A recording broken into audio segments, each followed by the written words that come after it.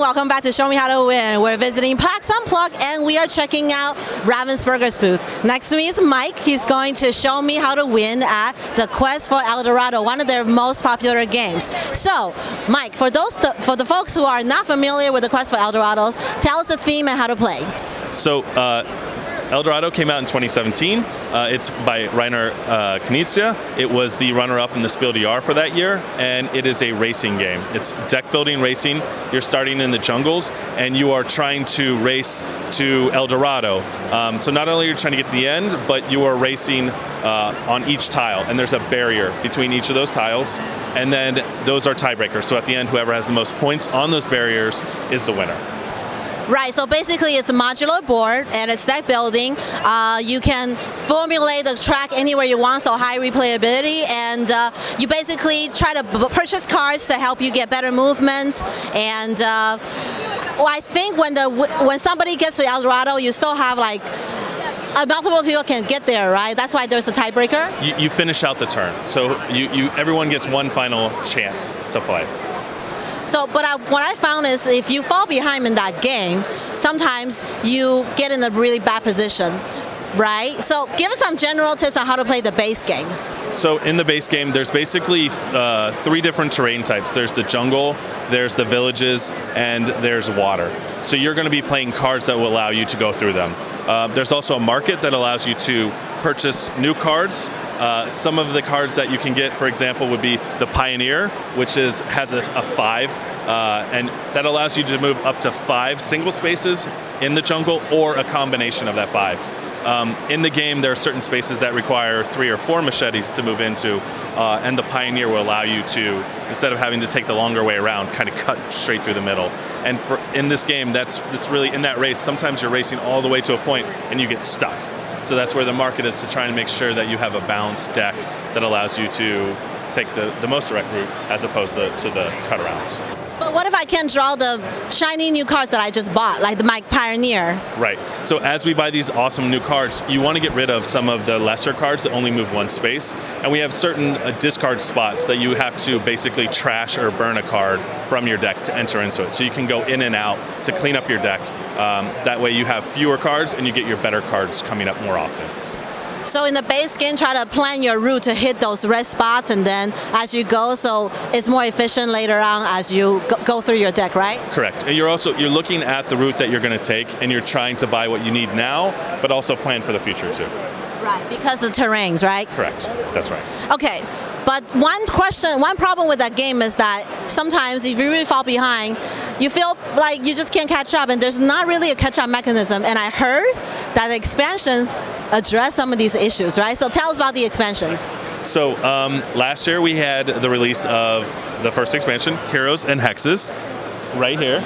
And this one, it had a couple of new things. You start out with an animal companion that can help you anytime you choose, or you can use it one time for a much larger movement of space.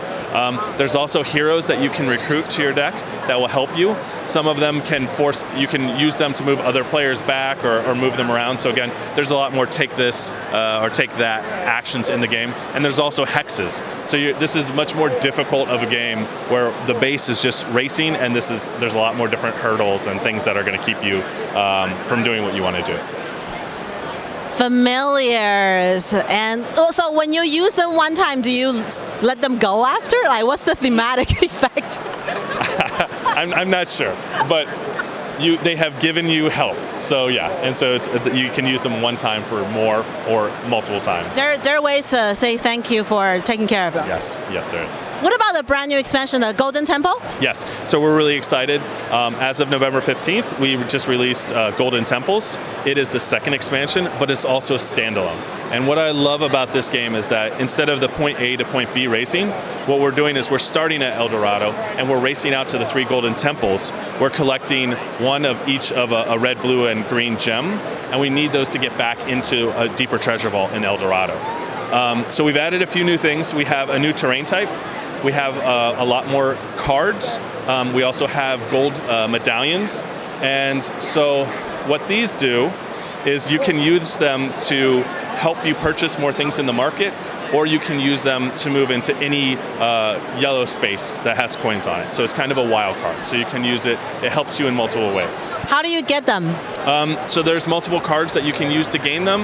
You can also choose not to make any move during your turn to collect a gold coin.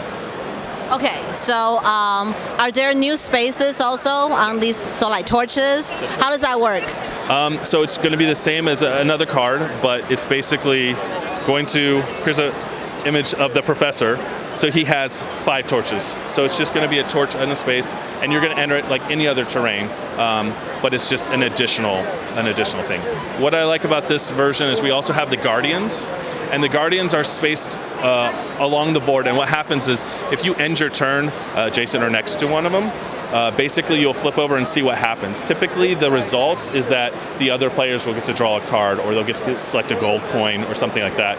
There is one that makes you lose your gold, but everything else is really helping other players. So you're trying to decide, do I go the most direct route and potentially, help others with the Guardians, or do I just go around it a little bit more? To me, the biggest difference is that because you're collecting 3 different things, you're choosing your routes. The board is more open, and you're not necessarily as easily blocked as you were in the original game. And I think it's just it's beautiful. And the best part is that you still are able to make a giant board if you want with all the other expansions, or you can just keep it as is. Wow, can you imagine putting all 3 expansions together? Can you even do that? Yes, you can. Yes. We have beautiful illustrations in the box with suggestions how to set up your boards. Yeah. It'll be an epic adventure. Yes, for sure. Well, cool. Thank you so much, Mike, for showing me how to win at the Quest for El Dorado, etc. with expansions. And thank you guys for watching. Bye.